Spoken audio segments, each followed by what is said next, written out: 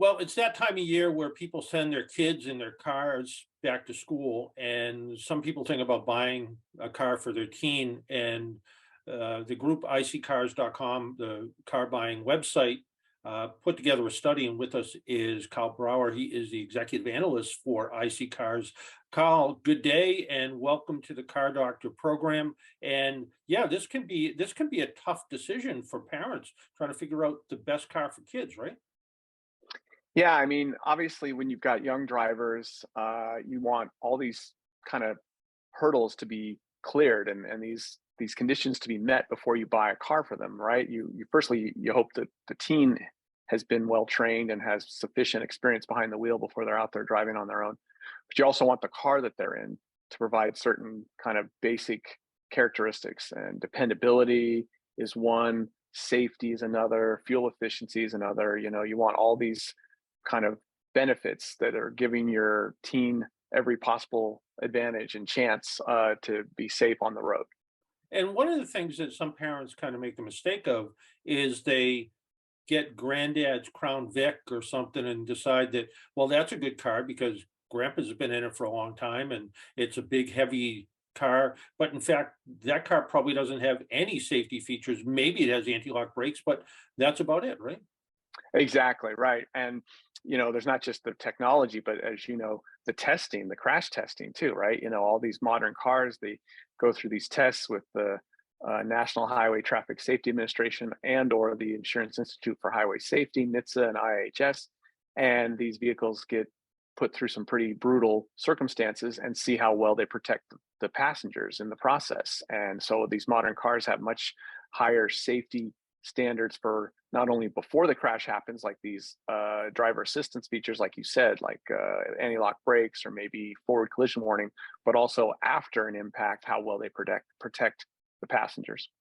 That's right. And a lot of people think of today's modern cars, they see one that gets into a crash and it's all crumbled up. But in fact, it's designed to do that. There's crumple zones built into the car to allow the passenger to ride down that impact and to be safer. The car is not going to look so good, but hopefully the passenger is going to be safer because of that. And that's what I'm assuming as you put together this study at IC Cars, that you looked at those combinations of safety features and all the crash testing and kind of mixed it all in together, right? Yeah, we really, the big leader on that was the scores and the rankings and the ratings that they're getting from these two safety foundations that look into vehicle safety. And don't forget that to get certain scores, you have to have a certain amount of not just how well the car performs in a crash, but also what kind of equipment it comes with before the crash to try to prevent the crash. The IHS specifically, you can't get the top safety pick plus score if you don't have certain driver assistance features that keep the car from getting in an accident in the first place, hopefully. And even some things that we don't always think about and can be good headlights, for instance. At Mhm. my age, I'm looking for the cars with the best headlights possible. But even with a teen, you want to make sure that the headlights are going to do their job. And some cars, the headlight systems work a whole lot better than other cars, which in turn makes the car a safer car to drive. Right. And that's, of course, where you get into the modern versus the older thing, like you already mentioned. It's not only safety equipment and crash testing, but the technology, the lighting technology has really evolved in the last 10 years on automobiles. And, you have these LED lights now that are actually much physically smaller. You got these great styling things where the lights are all hardly visible. They're so thin, and yet they're putting out far more illumination than they did 10 years ago from these smaller real estate, smaller headlights because of the technology that's there. And you're not going to see that on an older car. You're going to have weaker headlights simply because, that technology from 15 plus years ago wasn't like it is in the last 5 years. Well, let's talk about some of the picks. What were some of the cars that came up in the top ranking for cars for teens? Well, I know that we like the Honda Civic as an example, right? Because it's just, I've got the list here that I'm looking at, and the Civic, it's got a good reliability score. It's got a good safety rating.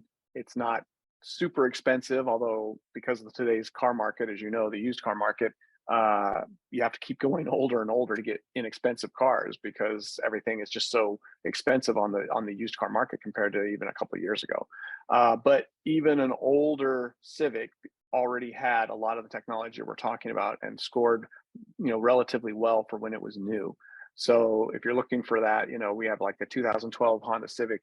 And again, what's nice is that between the reliability, even though it's an older car and it might have more miles, it should still be pretty reliable. And again, the safety score was pretty strong on that car too. Yeah, and I'm going to pick on a car that doesn't exist anymore. And a lot of people think, well, maybe if I can only find a Saab for my kid before they go to school, where that would be a perfect car for a teen because Saabs were such safe cars. But maybe they were safe, but dependability factor just wasn't there in a lot of cases. Whereas Hmm. something Hmm. like a Toyota Corolla or a Honda Civic, you know that those cars, even being 10 years old, are going to Right. be about as dependable as, opening up your refrigerator and knowing the light's going to come on whenever you open the Right. refrigerator door. Yeah. Right. And as you know, there's a huge factor to safety in the car not breaking down. I mean, whether the car breaks down on the freeway, which could be scary because lots of accidents happen between broken down cars on the freeway and cars that are flying by, or it breaks down in an area where you really wouldn't want your teen to be having to stop and get out of their car. So there's a huge safety element to reliability. Yeah, and some of these older cars, what's great about some of these older cars is they actually have spare tires, which is something that some of the newer cars don't have. So if you do break down somewhere, you actually have a spare tire that you can put on. That might not be the case with some of these newer cars.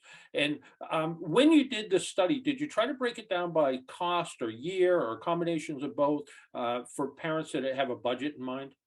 Yeah, we did both 25,000 and $15,000 pricing so that, people who are looking for an additional car, most of the time when you're getting a car for your teen, you're not just handing them one of your cars, you got to use that car, you're adding to the fleet at the house.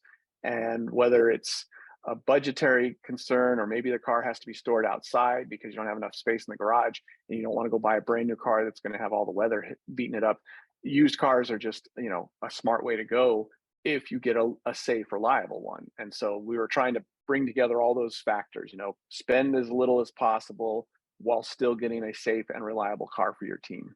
You brought up a really good point about you wouldn't normally hand the keys to your car off to your teen, but maybe if your kids are 13, 14 years old, maybe as you're considering buying your next car, maybe you're thinking about, well, the car that I'm going to have in the interim, maybe that's going to be my teen's car. So maybe instead of buying that car that maybe it ticks off all the boxes for you, maybe that next car in line is the one that is going to be the best hand-me-down car for a teen. So this kind of your study kind of maybe also makes people think a little bit about, I'm going to be buying probably two more cars if I buy a car every 3 or 4 years, maybe two more cars between the time my the age of my kid now versus the time they get their driver's license. Mhm. Maybe I should think differently about how the what the car is that I'm going to buy,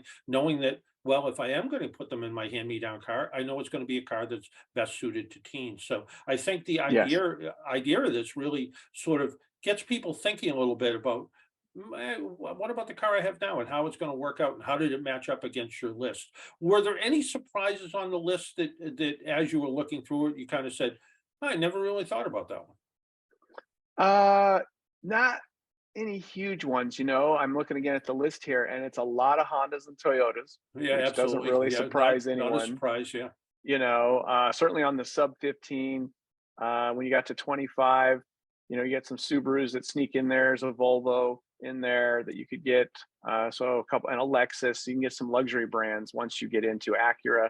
Once you get into 25 and below, but you still got to go back a ways. You got to go back to the mid-teens, 2015, 2017, because cars are just so expensive. So I think the surprise to us, John, was just that you used to be able to buy a sub $25,000 car for a teen that was 2 to 3 years old. Now they're essentially twice as old, twice that. Now they're 5 to 7 years old because used car prices are up so high. Yeah. But that's why it's again important to look at even these somewhat older cars that still had great crash test scores and great technology at back then.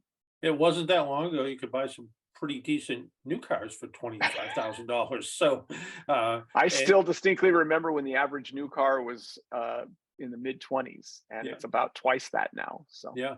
And you bring up a good point. You know, IC Cars does a lot of studies about a lot of things and looking at some of these car pricing. And I think not that long ago you did something about hybrids and how some of the hybrid prices um and I don't want to say out of whack with the rest of the vehicles on the road, but yeah, their pricing changed a little bit differently than conventional gasoline cars, right? yeah, the high gas prices in the last 6 8 months really drove up demand for fuel efficient cars, and so hybrids benefited from that. Or consumers who wanted a hybrid didn't benefit because they shot up through the, and even electric vehicles, which were never have never really been cheap to buy, but they would often lose a lot of their value in the used market. They would drop pretty substantially. And now even older EVs that really are barely competitive by today's standards, like Nissan Leafs, shot up in value because it was still a non-gasoline powered car, and people were so anxious to get out of gasoline powered cars because of the price. Yeah, absolutely. And we look at all of these different things, and you know, I always thought, you know, a Prius would be a great car for a teen. They're not particularly fast. They handle okay. You know, they Mhm. stop fine. They get really good fuel economy, and great car for a teen. But all of a sudden, with the like you pointed out, the cost of the price of gasoline, and I just, I know you'll be jealous of it, but I just paid $4 a gallon, which is high for where I am, but I think cheap where you are. And Yeah. you know, and you look at those kind of prices and you go, well, what can this teen do? And a hybrid's typically seemed like a good choice, but now with some of these prices, not quite as much. You know, getting out your crystal ball a little bit, where do you Mhm. think prices are going to go over the next year? Are we going to start to catch up with ourselves at some point? Are we going to see some normalization to some of these high used car and, for that matter, new car prices? Well, it's price is always determined by the same two factors, supply and demand. And the supply has been the problem really since the start of the pandemic, because we just lost vehicle production, and then we lost the production of chips that we need to produce the vehicles. So it was a lot of the raw materials and the components that we had trouble getting. We couldn't build as many new cars as people wanted to buy. That drove up used car pricing. But demand is the other side of that equation beyond supply. And I think, we've got some economic concerns now. And so I think some percentage of people that were ready to buy either a new or a new to them used car 6 months ago may be rethinking that. And that'll start to drop demand. So whether it's slowly increasing the supply, which I think is going to happen over the next 12 months, or somewhat tapering of demand, which I think is going to happen over the next 12 months. Yes, I think we're going to see over the next 12 months, maybe 15 months, a slow, drop in transaction prices for all these new and used cars. But it's not going to happen tomorrow. And even with that drop, I don't know if it's going to get back to what anyone would consider quote unquote normal by pricing standards of new and used cars, but maybe just less high and closer to normal over the next 12, 15 months. So maybe MSRP is going to be really the price of the car and not a number you negotiate, where today MSRP is well, nobody knows what that is anymore because it seems to be popular models are five and $10,000 above MSRP right now. So Right. You used to start at MSRP and negotiate down. Now you've had to start at MSRP and negotiate up to get the car. yeah. But yes, maybe we'll get back to at least MSRP.